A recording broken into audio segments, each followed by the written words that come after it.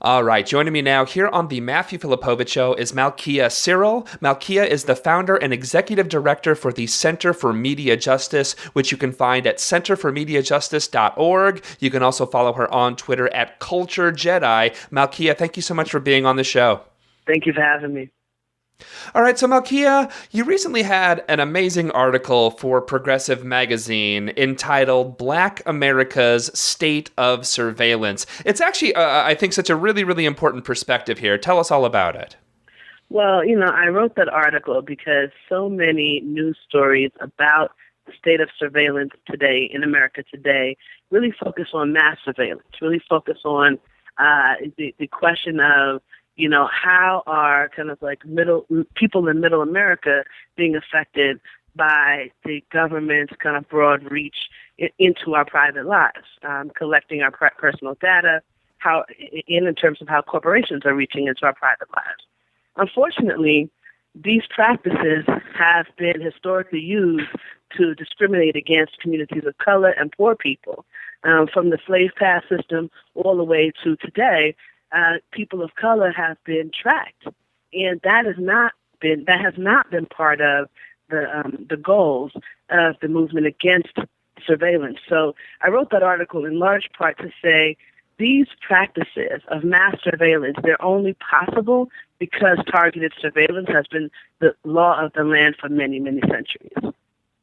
Yeah, and sort of the hypocrisy of people, but middle class, and I speak as a middle class, I'm lower middle class white dude, of being like, oh, all of a sudden white people are like, surveillance, when it's like, no, this has actually been going on for quite some time, and now you care about it because potentially your pictures are being snapped up by the NSA. Exactly. Yeah. Exactly. Well, let's. Mm-hmm.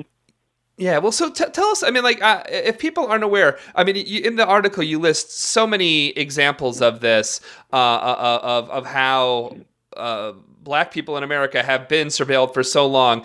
Talk a little bit about some of the specific instances that are known, that people should know about this, but if they don't, they let them know. Well, in the 50s, late 50s, J. Edgar Hoover, as many of you know, launched a program called COINTELPRO, and a counterintelligence program, and that program was slated to spy on quote-unquote dissidents. That said, you didn't have to be a dissident, though, in order to be spied on by J. Edgar Hoover's program. Really, Black people were the largest set of quote-unquote dissident voices that program spied on. And in fact, you didn't have to be a dissident. All you had to be was Black.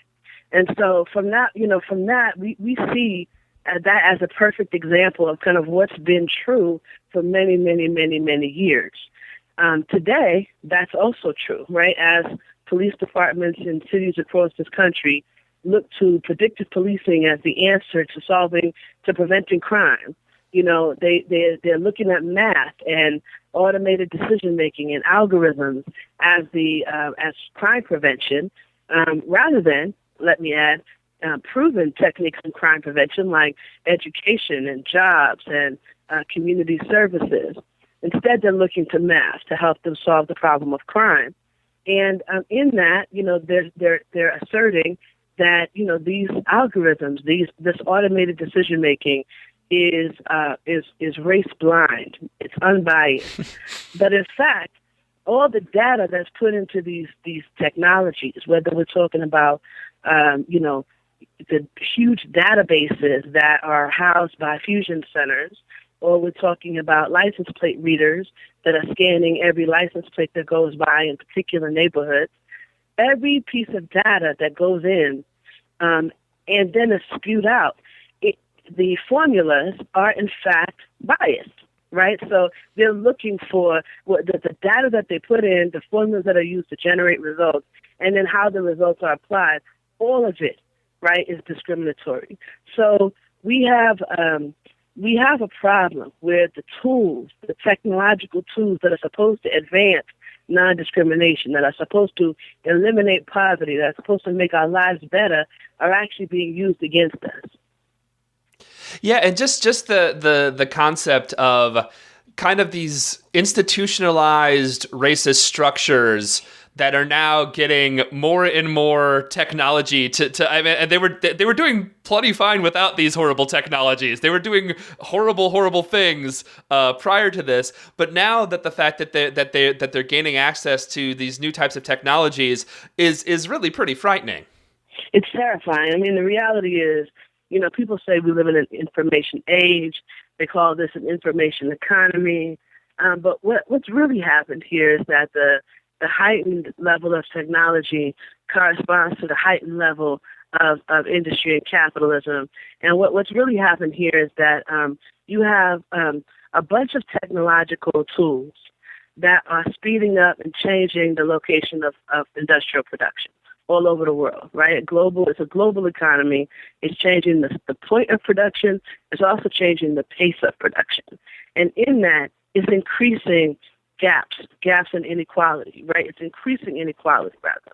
And, as inequality increases, those who have not, those tools become more and more a tool against them as opposed to a tool for them.